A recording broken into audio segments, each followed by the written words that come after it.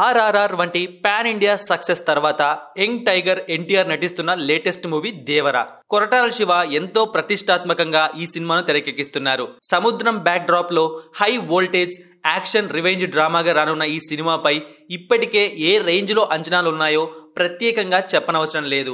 ఆ అంచనాలను రెట్టింపు చేసేందుకు మేకర్స్ దేవర గ్లిమ్స్ ను జనవరి 8న రిలీజ్ చేయబోతున్న విషయం కూడా తెలిసిందే. ఈ గ్లిమ్స్ కోసం ఎన్టీఆర్ ఫ్యాన్స్ తో పాటు ఆడియన్స్ ఎంతో ఆసక్తికరంగా ఎదురు చూస్తున్నారు. ఇది ఇలా ఉంటే సినిమా నుంచి ఎటువంటి గ్లిమ్స్ కానీ టీజర్ కానీ రిలీజ్ కాకముందే దేవర సరికొత్త రికార్డ్ క్రియేట్ చేసింది. తాజా సమాచారం ప్రకారం దేవర మ్యూజిక్ రైట్స్ ని 33 కోట్లు పెట్టి టీ సిరీస్ కొనుగోలు చేసినట్లు వార్తలు వినిపిస్తున్నాయి. ఇప్పటి వరకు ఇది ఆల్ టైమ్ రికార్డ్.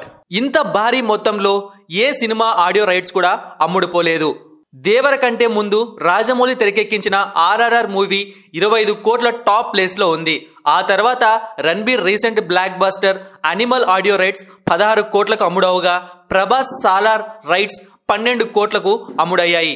ఇలాంటి సినిమాలన్నింటినీ దాటి దేవర ఆడియో రైట్స్ ఏకంగా 33 కోట్లకు అమ్ముడుపోవడం విశేషం.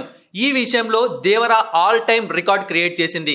ఇప్పటికే 80% పైగా షూటింగ్ పూర్తి చేసుకున్న ఈ సినిమా 2 భాగాలుగా రాబోతోంది. ఎన్టీఆర్ డ్యూయల్ రోల్ చేస్తున్న ఈ సినిమాలో బాలీవుడ్ బ్యూటీ జాన్వీ కపూర్ తెలుగు వెండితెరకు హీరోయిన్ గా పరిచయం అవుతుంది. Bollywood star hero Saif Ali Khan villain గా కనిపించనున్నారు. అలాగే శ్రీకాంత్ కూడా ఒక ముఖ్యమైన పాత్ర పోషిస్తున్నారు. అది జాన్వీ కపూర్ తండ్రి పాత్ర అని చెప్పి ఇప్పటికే లీక్ అయిపోయింది.